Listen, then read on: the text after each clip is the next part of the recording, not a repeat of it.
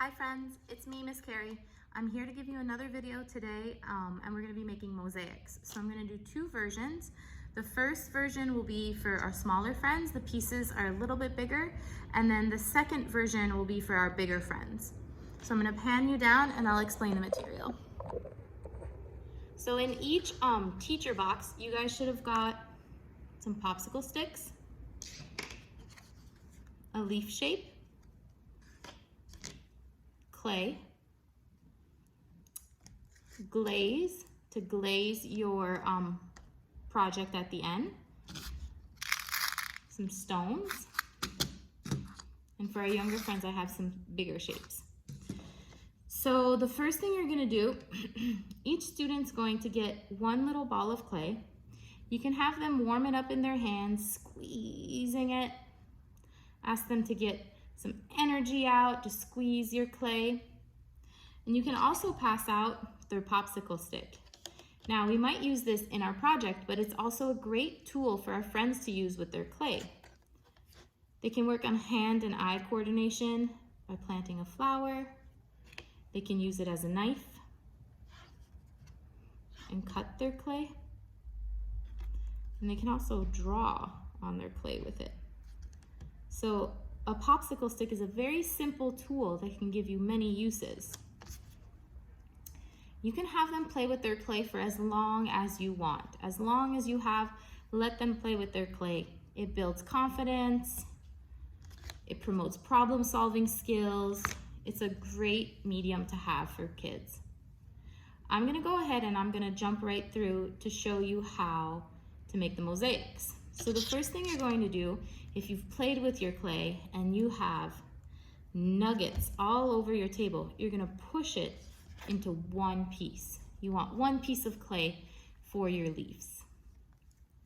Once you have that clay in one piece, you're gonna make a slab, which is a word we use to basically say a flat piece of clay. When I'm teaching younger friends, I usually say, let's make a big pancake. So you can have them pat it, and then pick it up, flip it around.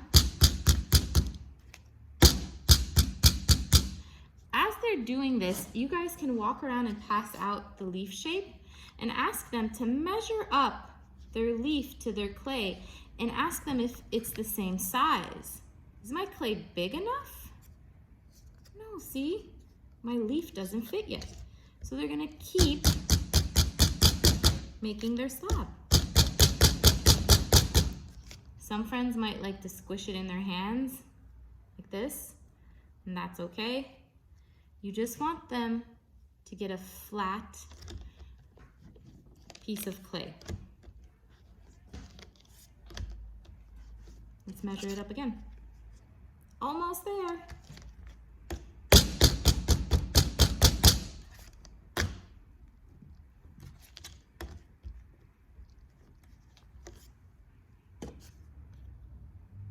A little bit more.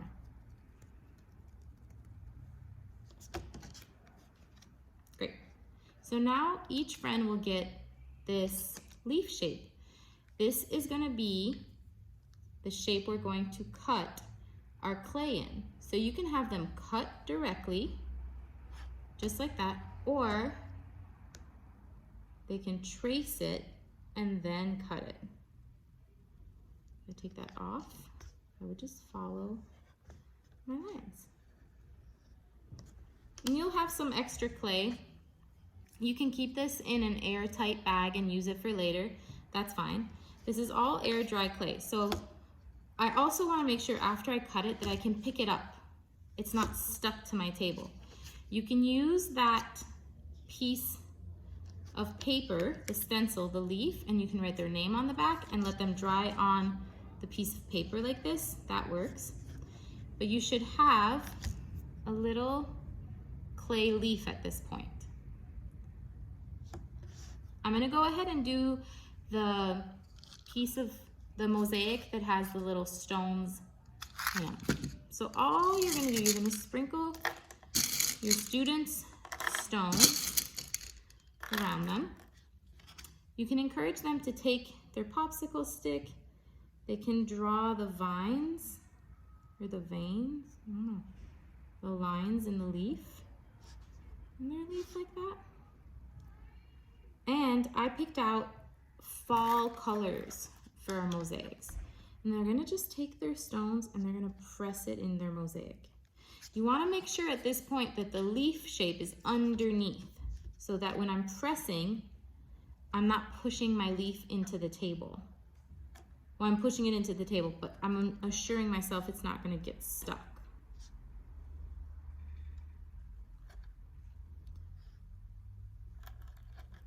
They're just gonna fill it up as much as they want. They can do a pattern with the colors. I'm just going randomly. They can go randomly. They can do it in a pattern. They can add little press-ins. I think that's as much as I want to put on right now. Maybe one more. Right there. So this is my little leaf mosaic. Now, when these are done, before you guys set them to dry, you're gonna go for that Mod Podge that I provided. And you guys, one teacher is gonna go around and they're gonna glaze the top of these. This is gonna make our clay stronger.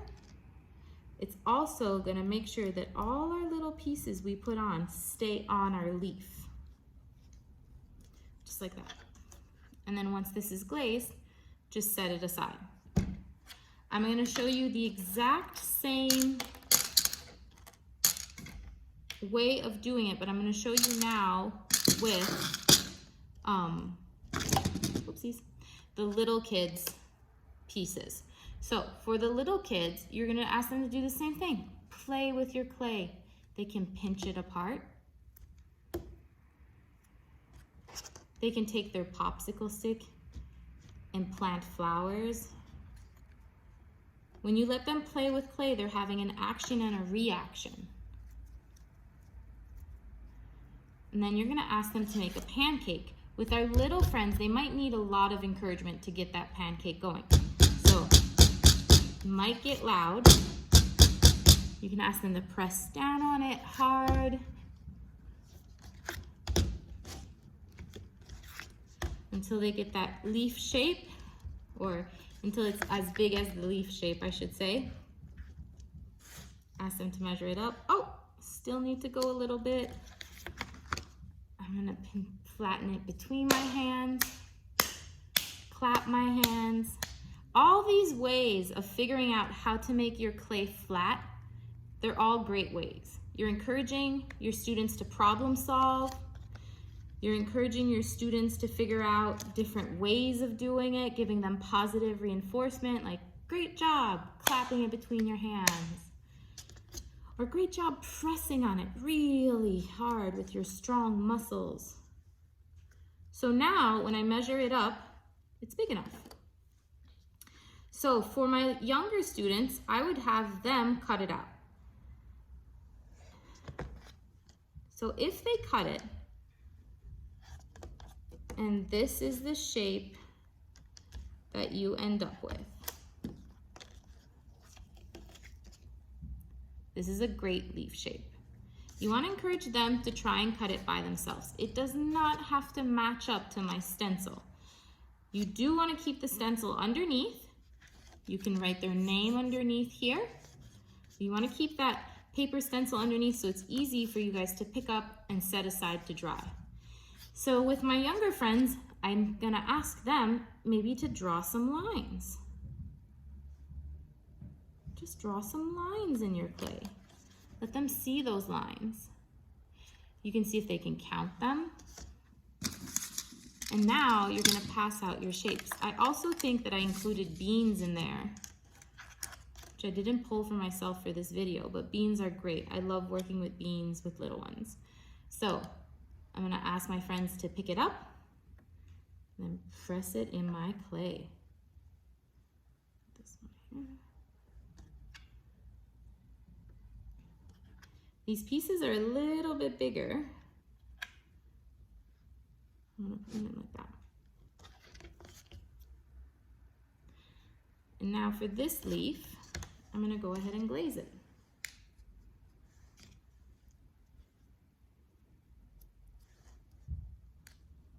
With our younger friends, we're not looking to mimic exactly what we made. What we're looking for is for them to play with the clay, for them to understand that we're making a pancake, for them to try and cut it into a leaf shape, and you're showing them that shape, so they're getting a visual on it. And if it doesn't turn out like this shape, they've still practiced cutting, and that's what we wanted. And then we're working on hand and eye coordination to get our tile pieces, our mosaic pieces in our clay. For our older friends, it's very similar, but we're working on more precision work. You're talking maybe about patterns. You're encouraging them to find different ways to cut it, trace it, or just cut it directly. And there you have it, our leaf mosaics. You can talk about fall and how the colors are changing. And then when these dry, they have a really nice hand feel. They'll still will be a little fragile, so you want to be careful with them sending them home. But this is a great fall activity to do with your little ones. I'll see you guys in the next video. If you have any questions, you know where to reach me. Have a great week. Bye.